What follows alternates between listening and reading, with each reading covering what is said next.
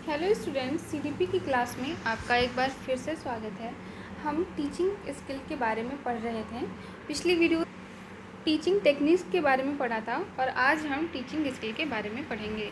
तो शिक्षण कौशल का अर्थ और परिभाषा क्या है? कोई भी कार्य जब हम संपन्न करते हैं तो उसके लिए हमको बहुत सारी क्रियाएँ करनी होती हैं और हर क्रिया को करने का अपना अपना एक तरीका होता है। जो उसमें सर्वोत्तम तरीका होता है उसको ही क्या कहते हैं? कौशल कहते हैं। यानी कि जब हम बात स्किल की करते हैं दैट मीन्स व्हाट कि हम किसी कार्य को बहुत ही अच्छे तरीके से कर सकते हैं। किसी कार्य को करने में हम क्या हैं? दक्ष हैं। अगर हम किसी कार्य को करने में दक्ष हैं तो वही दक्षता ही क्या कहलाती है? स्किल कहलाती है। यानी कि स्किलफुली किसी वर्क को कंप्लीट करना।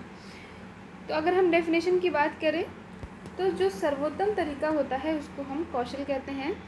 शिक्षण कौशल अर्थात शिक्षण कार्य में कुशलता, यानी कि एक तो हो गया टीचिंग, पढ़ाना, और पढ़ाने को सबसे बेस्ट तरीके से पढ़ाना। तो जो सबसे बेस्ट तरीके से अगर हम चीज़ों को पढ़ा रहे हैं, यानी कि शिक्षण के अंदर क्या क्या चीज़ें आती हैं कि हमें लेसन प्लान बनाना है, ठीक है, लेसन प्लान बनाना है, एक माइंड मैप बनाना है कि बच्चे को किस तरह से पढ़ाना है, टीएलएम का यूज़ करना है, जितने भी टीचिंग टेक्निक्स पढ़ी हैं उन सब का यूज़ करना है, उन सारे लॉज का यूज़ करते हुए समावेशी शिक्षा को इंक्लूड करना, सब कुछ अगर हम मिला करके पढ़ा रहे हैं तो इस तरह के पढ़ाने को हम क्या कहेंगे?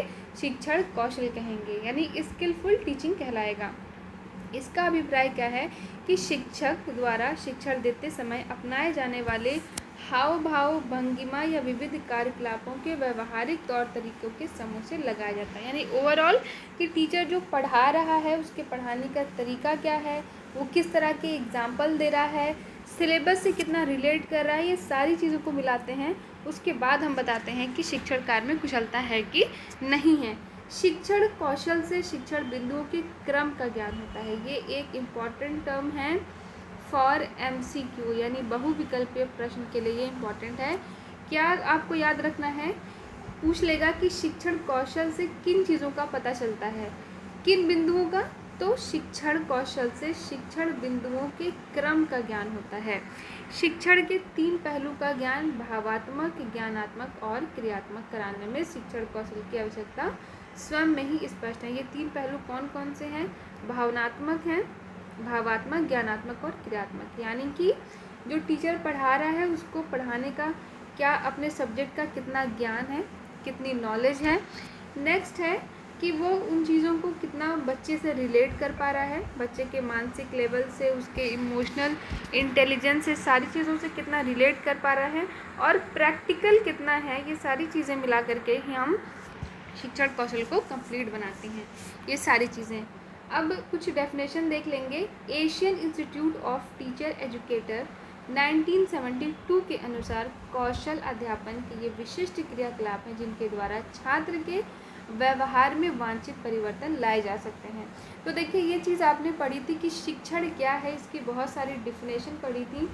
तो हमने यही देखा था कि शिक्षण का अर्थ क्या होता है। अगर हम साफ देखें कि व्यवहार में वांछित परिवर्तन, शिक्षा के बारे में हमने पढ़ा था कि शिक्षा क्या है कि व्यवहार में परिवर्तन है, और शिक्षण क्या है? व्यवहार में वांछित परिवर्तन है। यानी कि टीचर जिस प्रकार का चेंजेस चाहता है अपने स्टूडेंट के बिहेवियर में, अगर वो उसमें सफल हो गया, यानी कि वो उस व्यवहार में सफल हो गया, बच्चे के अंदर वो चेंजेस आ गए, तो उसको ही शिक्षण कार्य कंप्लीट माना जाता है। ब्राउन के अनुसार कौशल शिक्षण से संबंधित कुछ कार्य एवं व्यवहार है जिनको छात्रों के अधिगम को सुगम बनाने हेतु संपादित किया जाता है। यानी ब्राउन ने क्या कहा है कि जो छात्रों का अधिगम है, यानी सीखना है या लर्निंग है, उसको आसान बनाता है। ऐसी शिक्षण विधि जो इन सबको आसान बनाता है, अधिगम कार्य को आसान बनाता है, उसको ही हम क्या कहते हैं? शिक्षण कौशल कहते हैं।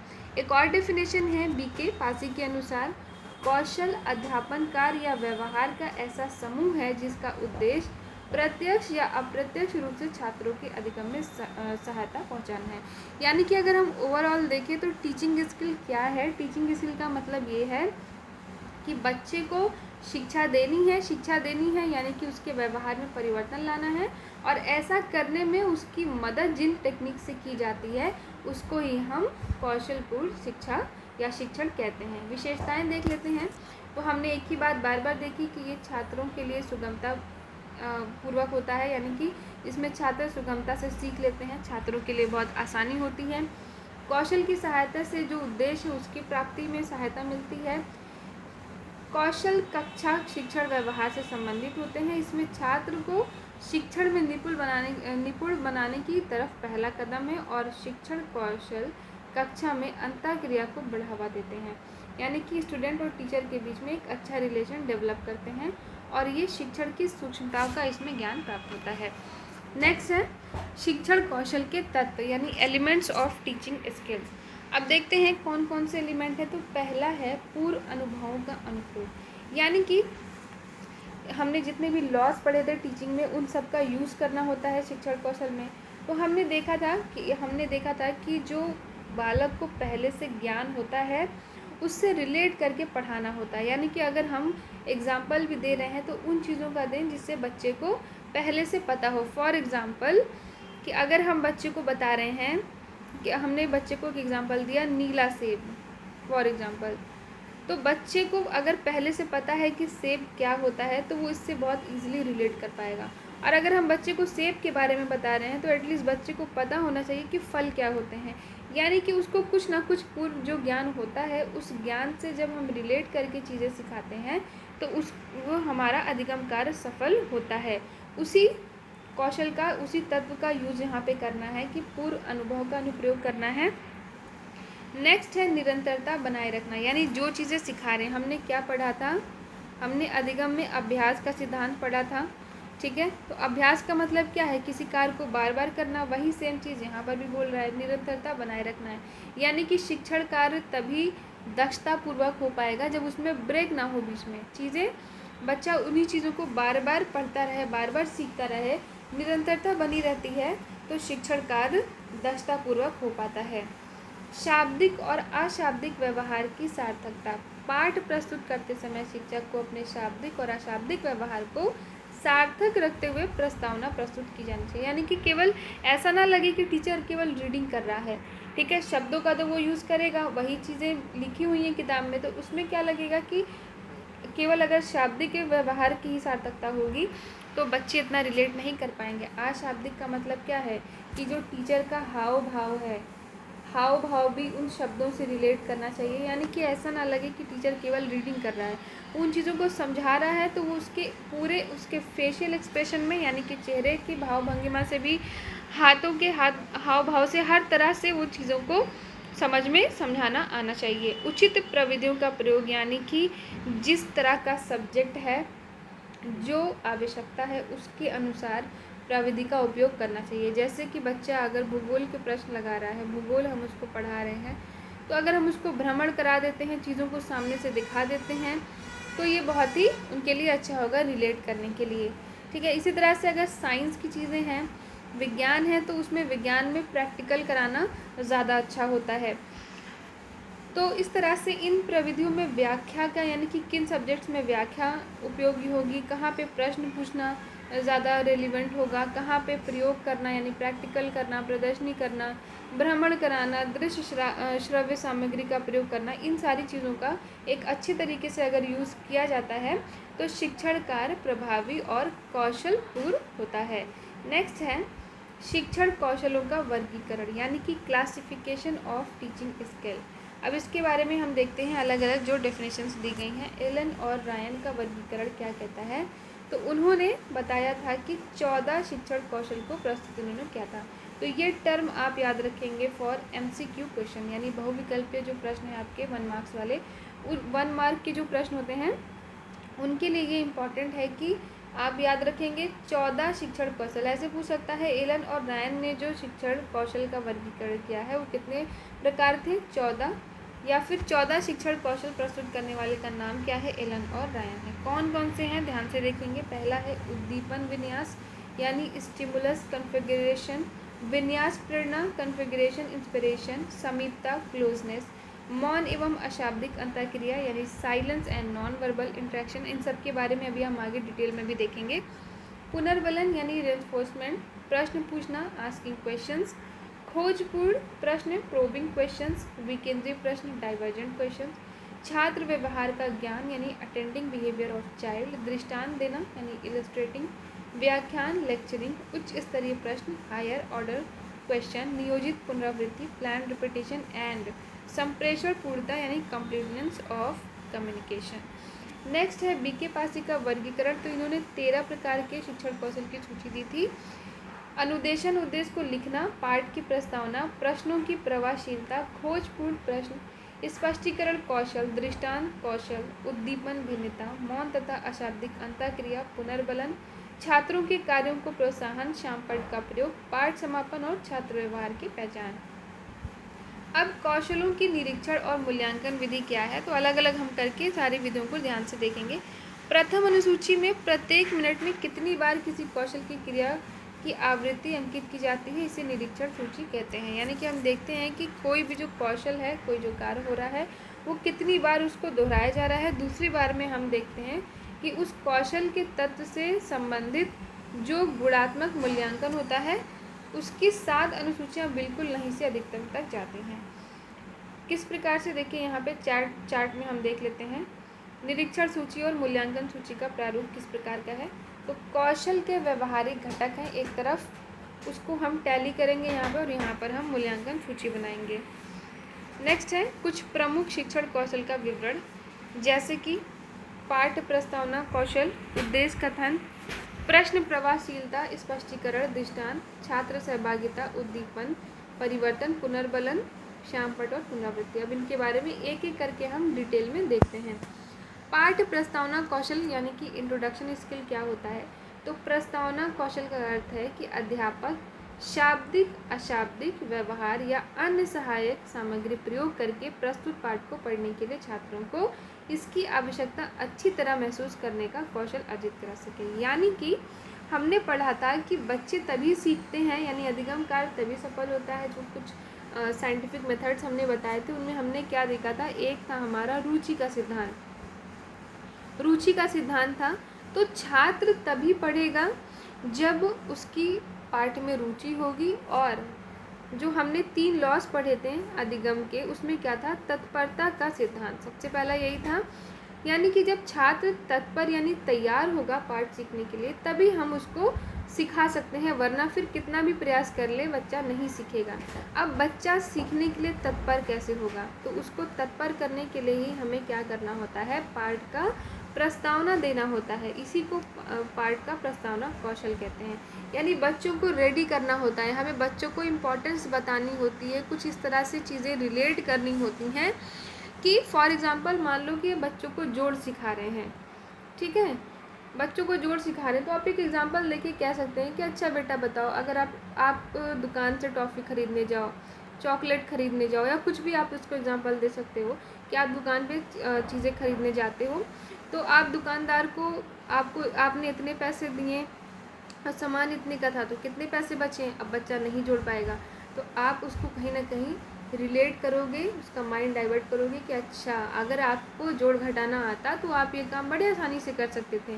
तो इससे बच्चा क्या करेगा कि उस कार्य को सीखने के लिए, यानी कि हाँ मुझे जोड़ घटाना आना चाहिए, बच्चा पूरी तरह से रेडी हो जाएगा कि अच्छा इस चीज़ को मैं अपने रियल लाइफ में यूज़ कर पाऊँगा। तो प्रस्तावना कौशल का मतलब यही होता है कि अपने शब्दों से या अपने हाव भाव से, किन्हीं भी ऐसी चीज़ों से बच्चे के अंदर पाठ के प्रति रुचि उत्पन्न करना, पाठ के बारे में थोड़ा सा इंट्रोडक्शन देना, बताना, और क्या बताना कि जिससे बच्चे रेडी हो जाएं उस पाठ को सीखने के लिए। इसके अंतर्गत छात्रों को तत्पर करना होता है, जिससे कि वो अधिकतम अधिगम अनुभव का अर्जन संभव हो सके। यानी कि बच्चे ज़्यादा से ज़्यादा माइंड लगाएंगे, ज़्यादा से ज़्यादा सीखने की कोशिश करेंगे, जिससे कि क्या होगा, पाठ को पढ़ाना आसान होगा और अधिगम या शिक्षण कार्य दोनों ही बहुत अच्छे प्रकार से प्रभावी हो पाएगा। अब छात्रों का ध्यान आकर्षित कैसे करते हैं, तो छात्रों को प्रेरित करते हैं, इनमें पाठ के प्रति रुचि जगाते हैं। छात्र का ध्यान आकर्षित करना, पाठ के दृष्टिकोण का सुझाव देना कि ये पाठ आपको क्यों ही पढ़ाया जा रहा है।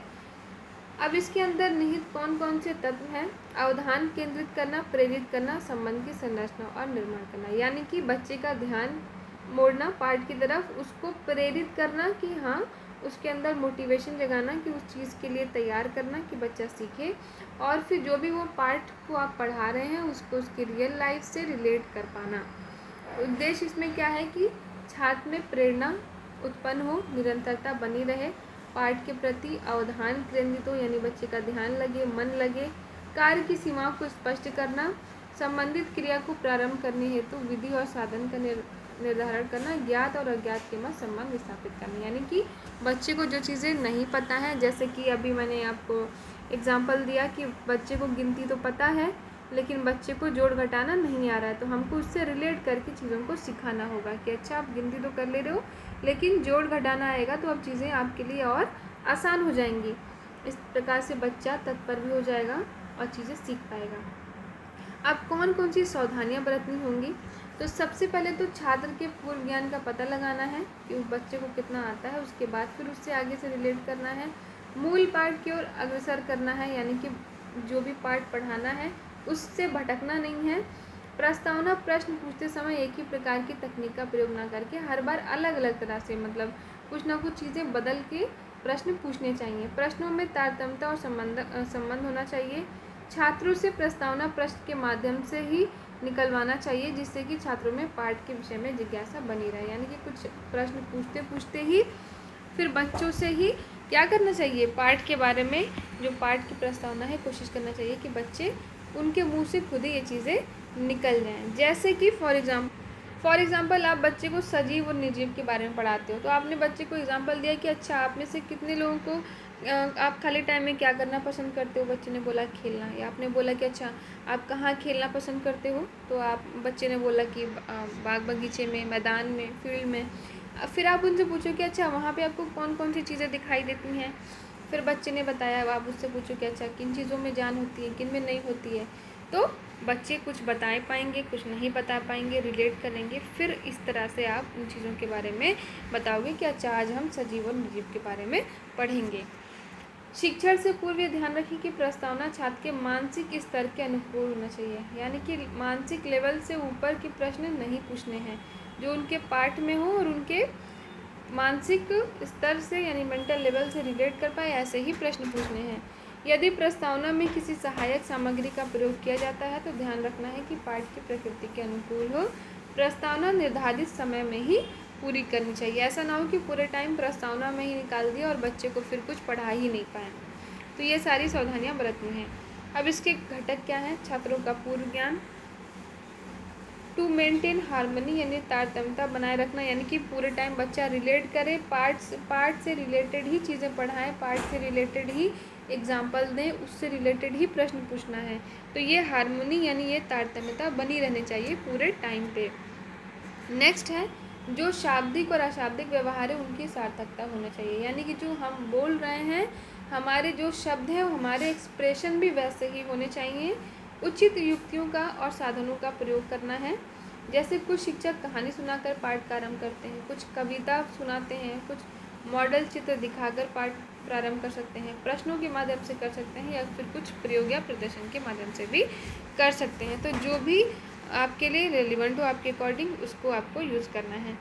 अब पाठ प्रस्तावना कौशल की शिक्षण में भूमिका, तो यहाँ पे कुछ आप देख लेते हैं। जैसे अवधान केंद्रित करना यानी भाषा और शारीरिक संकेत का प्रयोग करके, कुछ दृश्य श्रव्य सामग्री का यानी कुछ दिखा करके, कुछ सुना करके, शिक्षक छात्र के मध्य अंतः क्रियाओं के प्रारूप में परिवर्तन करके, प्रेरणा जागृत करना, संरचित करना, संबंधित करना। तो ये सारी चीज़ें हम अभी ऊपर देख चुके हैं। अब इसके बारे में हम नहीं देखेंगे, ये कुछ एग्जाम्पल दिए हुए हैं। नेक्स्ट है उद्देश्य कथन कौशल, यानी दूसरा जो है वह है skill of introducing the objective, यानी कि शिक्षण एक क्रमबद्ध प्रक्रिया है, यह हमने ऊपर ही देखा है। तो प्रस्तावना कौशल के बाद शिक्षण का अगला चरण उद्देश्य कथन होता है, यानी कि अब उद्देश्य क्या है सिखाने का। प्रस्तावना प्रश्न के बाद छात्रों में नवीन ज्ञान के प्रति जिज्ञासा जागृत होती है, जिससे कि शिक्षक के द्वारा संतुष्ट किया जाता है, और उद्देश्य कथन इसी दिशा में एक सोपान या एक सीढ़ी है। जैसे प्रस्तावना प्रश्न से स्पष्ट हुआ कि शिक्षक मलेरिया और फाइलेरिया रोग के बारे में पढ़ाना चाहता है। अब इसका उद्देश्य कथन इस प्रकार है कि आज हम लोग मलेरिया और फाइलेरिया रोगों के विषय में चर्चा करेंगे, मलेरिया और फाइलेरिया रोग नाम के पाठ का अध्ययन करेंगे। तो यही उद्देश्य था जो कि प्रस्तावना के माध्यम से निकला है। नेक्स्ट है प्रश्न कौशल, यानी कि प्रश्न पूछना। तो इसमें प्रश्नों की संरचना, इससे तात्पर्य प्रश्न की रचना या प्रश्न बनाने से है। एक कठिन कार्य है क्योंकि इसमें प्रशिक्षण की आवश्यकता होती है इसके अंदर, यानी कि प्रश्न ऐसे होने चाहिए कि जिससे कि जो प्रस्तावना है या उद्देश्य है वो निकल के आ पाए। तो इस प्रकार के प्रश्नों की संरचना होनी चाहिए। प्रश्नों के प्रकार कितने होते हैं ये इम्पोर्टेंट है, देख लेते हैं। विचार विश्लेषण, यानी इस प्रकार के प्रश्न बोध प्रश्नों की तुलना में कठिन होते हैं। इसमें भाषा शिक्षण में विशेषकर विषय वस्तु या पाठ के मुख्य बिंदुओं को स्पष्ट करने के लिए प्रयोग किए जाते हैं। दूसरा है विकासात्मक प्रश्न। इसके माध्यम से शिक्षक पाठ का विकास करता है, अतः इनको शिक्षण प्रश्न भी कहा जाता है। प्रत्येक शिक्षण बिंदु के लिए 6 से 10 विकासात्मक प्रश्न होते हैं। यानी पहला क्या है कि आपने प्रश्न पूछ के बच्चे का माइंड जो है वो डाइवर्ट कर दिया या अट्रैक्ट कर दिया कि आप कौन सा पाठ पढ़ाने जा रहे हो। दूसरा है फिर आप जो पाठ पढ़ा रहे हो बीच बीच में प्रश्न पूछ रहे हो, जिससे कि बच्चा कितना सीखा ये उसका वो भूले नहीं, उसका रिपीटेशन होता रहे। तीसरा है समस्यात्मक प्रश्न, यानी कि ऐसे प्रश्न पूछना कि आपको पता चले कि बच्चे को कोई समस्या तो नहीं आ रही है पाठ सीखने में। फिर है विचार उत्तेजक प्रश्न, कुछ ऐसा प्रश्न जिससे कि बच्चे सोचने के लिए मजबूर हो जाएं, जिससे कि बच्चे जिज्ञासु बने, क्रियाशील बन जाएं। यानी ये तब उपयोगी होगा जब बच्चे का क्लास में मन ना लग रहा हो। सपोज़ अब आपको उसका बच्चे बहुत शोर कर रहे हैं तो आप उनको कुछ ऐसे प्रश्न दे दो कि बच्चे उस प्रश्न में उलझ जाएं, जिससे कि वो उनके अंदर विचारशीलता भी बढ़ेगी, बच्चे जिज्ञासु भी बनेंगे और शांत भी रहेंगे। प्रस्तावना प्रश्न, यानी कि पूर्व ज्ञान से रिलेटेड ये जानने के लिए कि बच्चे को कितना आता है, आगे हम उसको कैसे रिलेट कर पाएंगे। और नेक्स्ट है तुलनात्मक प्रश्न। इन प्रश्नों का उपयोग तुलना में किया जाता है। ठीक है, अब बच्चों से प्रश्न कैसे पूछे जाएं, तो समस्त कक्षा को संबोधित करते हुए प्रश्न पूछ सकते हैं।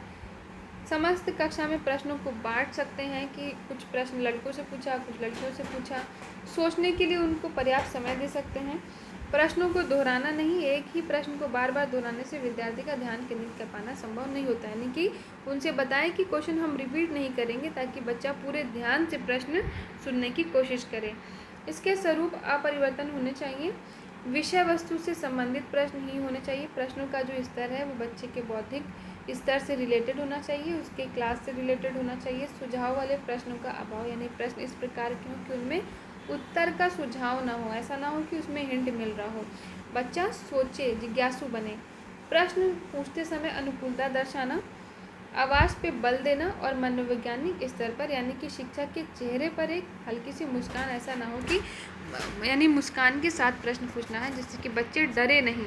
ऐसा ना लगे बच्चे को कि हमें हमारी इंसल्ट करने के लिए या फिर हमारे जो है वो जांच करने के लिए प्रश्न पूछा जा रहा है, बल्कि बच्चा उस चीज़ को एक क्रिएटिविटी के रूप में ले, एक खेल खेल के रूप में ही ले। अब इसमें भी क्या सावधानियाँ बरतनी है, तो पहला तो यही कि पूर्व ज्ञान पर आधारित हो। प्रश्न हमेशा सरल से कठिन होना चाहिए। आप बुक भी उठाकर देखेंगे, किताबों में भी देखेंगे, तो पहले सिंपल क्वेश्चंस होते हैं, फिर धीरे धीरे लेवल उनका बढ़ाया जाता है। ऐसा नहीं होता कि पहले दीर्घ उत्तरीय प्रश्न हो जाए फिर बाद में MCQ हो, ऐसा नहीं होता ना। तो पहले सरल प्रश्न पूछने होते हैं, फिर धीरे धीरे मॉडरेट, फिर लास्ट में कठिन प्रश्न की ओर जाना चाहिए। प्रश्न जो है वो प्रकरण से संबंधित, यानी जो भी टॉपिक पढ़ा है उसी से रिलेटेड प्रश्न पूछना है। प्रश्न की भाषा सरल होनी चाहिए। प्रश्न एक अर्थी होना चाहिए, ऐसा ना हो कि एक प्रश्न से दो अर्थ निकल रहे हैं, बच्चा समझ ही ना पाए कि प्रश्न में पूछ क्या रहा है। प्रश्न प्रायोगिक होना चाहिए, स्पष्ट और संक्षिप्त होना चाहिए। बहुत बड़े क्वेश्चन नहीं, यानी जो बात पूछनी है वो संक्षिप्त रूप में पूछनी चाहिए, स्पष्ट रूप में पूछनी चाहिए।